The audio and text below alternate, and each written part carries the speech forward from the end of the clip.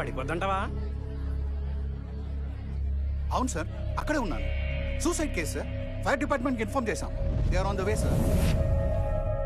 అమ్మా, మా స్టేషన్ మొత్తంలో నేనే బలమైనోడిని. కళ్ళు మూసుకొని నా చేయి పట్టుకో, జాగ్రత్తగా లోపల లాగేస్తాను. నన్ను నమ్ము తల్లి, నీకేమవదు. నిన్ను చూస్తే నాకు నమ్మకం కలగట్లేదు. నువ్వు వదిలేస్తే నా పరిస్థితి ఏంటి? 2 గంటల నుంచి అక్కడే ఉండిపోయావు. ఇంకో గంట అయితే కాళ్ళు పీకి పడిపోతావు. అమ్మా, నన్ను నమ్ము తల్లి, నా చేయి పట్టుకో. నో. నీకు బ్రతకాలని ఉందా, చావాలని ఉందా? బతకాలని ఉంది కాబట్టి చెయ్యవట్లేదు. ఇది మన మాట ఎదట్లేదు. రమ్య, ఇక్కడ చూస్తున్నట్టయితే ఆ అమ్మాయి టాప్ ఫ్లోర్ లో నుండి సూసైడ్ చేసుకోవడానికి.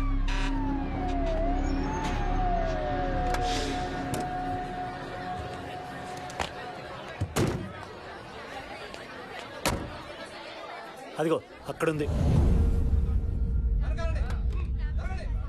ఏమైంది? సూసైడ్ చేసుకోవడానికి పైకెక్కింది. దూకడానికి ధైర్యం సరిపోకు, తిరిగి లోపలికి వెళ్ళడానికి భయం ఎక్కువయ్యో 3 గంటల నుంచి అక్కడే ఉండిపోయింది. ఆ పక్కన కిటికీలోంచి పట్టుకొని లాగచ్చు కదా. ఎవరిని చూసినా అమ్మాయిని కాపాడగలరని కాన్ఫిడెన్స్ రావట్లేదంట. మేమంతా ట్రై చేసాం. కావాలంటే మీరు ట్రై చేసుకోండి. లాడర్ కూడా సరిపోదు అనుకుంటా. పైకి వెళ్ళి చూద్దాం.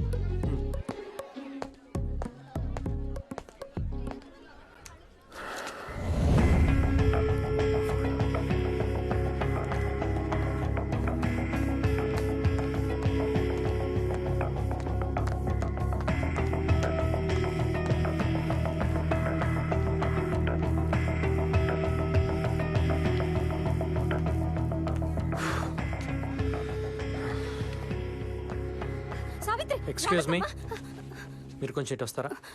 బాబు, అది పర్లేదు, నేను చూస్తాను, మీరు వెళ్ళండి.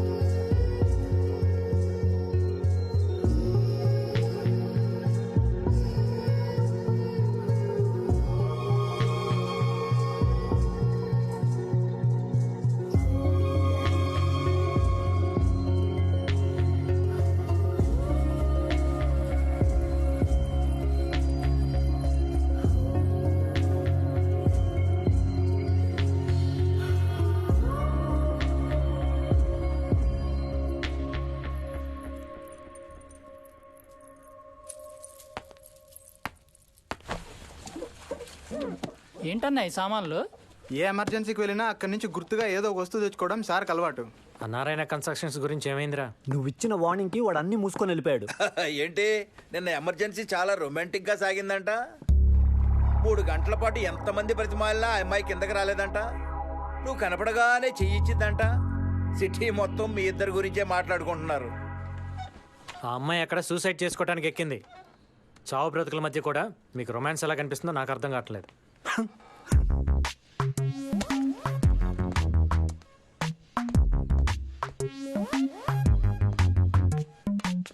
అంత అందమైన అమ్మాయికి చావాల్సినంత కష్టం ఏమొచ్చిందని ఎవరు మాట్లాడుకోవట్లేదా?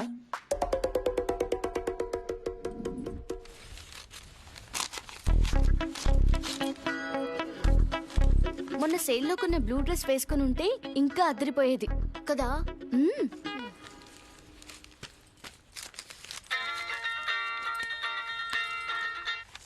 హలో, నేను శ్వేతని. శ్వేతక చెప్పు. ఇవాళ పేపర్లో నీ ఫోటో చూసానే. ఏ పేపర్లో చూసావ్? సాక్షిలో చూడు, అందులో బాగున్నాను. సర్లే తర్వాత చూస్తానులే, కానీ అసలు ఎందుకు ఫోన్ చేశానంటే ముందు చూడు, ఎందుకు ఫోన్ చేసావో తర్వాత చెప్పు.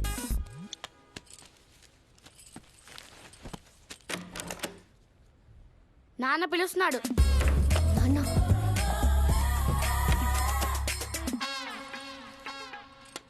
చిచి, సిగ్గులేం జన్మ, సిగ్గులేం జన్మ. నీకన్నా కిడ్నాపర్లే నయం. డబ్బులు అడిగాక 2 రోజులు టైం అయినా ఇస్తారు. ఏ నేను ఊరి నుంచి తిరిగి వచ్చేదాకా కూడా ఆగలేకపోయావా?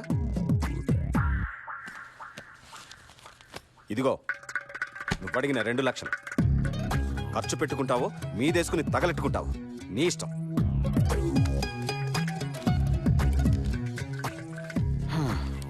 ఇదిగో చూడమ్మా, నీకు లైఫ్లో పైకి రావాలనుంటే దీంతో తిరగడం మానే, లేదంటే దీనిలాగే తయారవుతావు.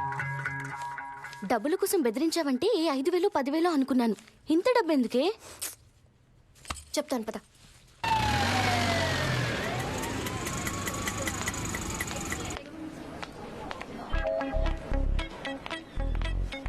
ఏంటి హాస్పిటల్కి వచ్చావు?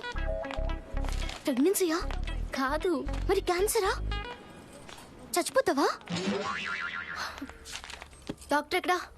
రౌండ్స్కి వెళ్ళారు. అక్కొచ్చేసింది. ఎప్పుడు వస్తారు? 10 నిమిషాల్లో వచ్చేస్తారు. ఓకే. హాయ్. నమస్తే అక్క. ఎందుకు ఏడుస్తున్నారు? నేను వచ్చేసాను కదా, ఇంకేం భయం లేదు. వీళ్ళ కోసం నీ లైఫ్ రిస్క్ చేసావా? వచ్చిందా? Hello sir. హలో, ఇప్పుడు ఎలా ఉంది? బానే ఉంది డాక్టర్. నొప్పి తగ్గిందా? ఇదిగో మీరు అడిగిన 2 లక్షలు.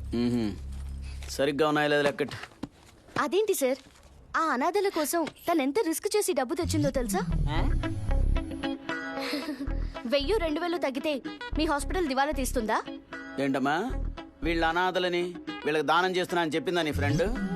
సావిత్రి, 10 రోజుల క్రితం వీళ్ళని కారుతో గుద్దేసి 10 నిమిషాల్లో వస్తానని ఇప్పుడు వచ్చింది. అది కూడా మా వాళ్ళు రోడ్డు మీద నిన్న అమ్మాయిని గుర్తుపట్టి కారు లాక్కున్నారు కాబట్టి. వీళ్ళ మీద జాలితో కాదమ్మా. వెళ్ళా, నేను ముందు కూర్చోను. మీ ఇష్టం.